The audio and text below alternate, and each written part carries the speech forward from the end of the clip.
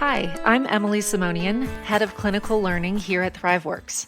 Now that you've been reacquainted with legal concepts like HIPAA and practicing across state lines, I'm here to share some best practices that will enhance your telehealth experience. Just like your provider profile on ThriveWorks' website, the way you present yourself in sessions says a lot about who you are professionally.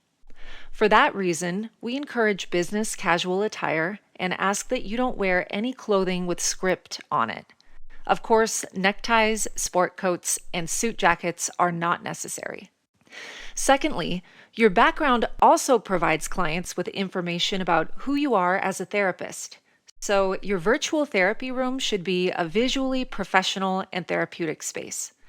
That means keeping your space tidy and having any visible writing in your background, like signs or artwork, pre-approved by a ThriveWorks clinic director.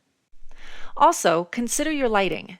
You want to make sure you don't have bright lights behind you, as this will cast a shadow in your webcam view, making you appear as if you're in a dark room or cave. When possible, place a light behind your laptop and use rooms with lots of natural light. Don't forget to set up your camera so that you're facing it. Eye level is best, so be mindful of the position of the camera and make sure that you're entirely in the frame. Another important detail for providing the best client experience is accurately assessing if virtual care is appropriate. So there are a few things you should consider. First, the age of the client. The minimum age for teletherapy is generally 4 years old. However, this is case by case. If you're working predominantly with the parent, virtual care may still be appropriate for a younger child. Keep in mind that the child should be able to focus their attention for most of the counseling hour with minimal effort in order for teletherapy to be effective. This can also apply to individuals of any age with cognitive impairment. If you feel that a client would benefit from in-person services, making that clinical recommendation is our ethical responsibility as care providers.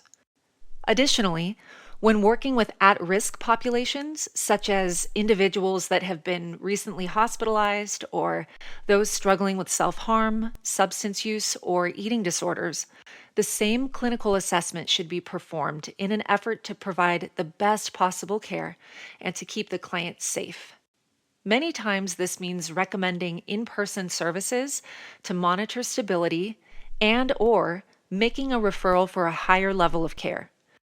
We've found that sharing clinical expertise is received well by clients when you express compassionate concern and provide concise information about where the client should go for the best possible treatment and with whom. If you have any questions about telehealth services, feel free to reach out to your RCD or to clinicdirector@thriveworks.com.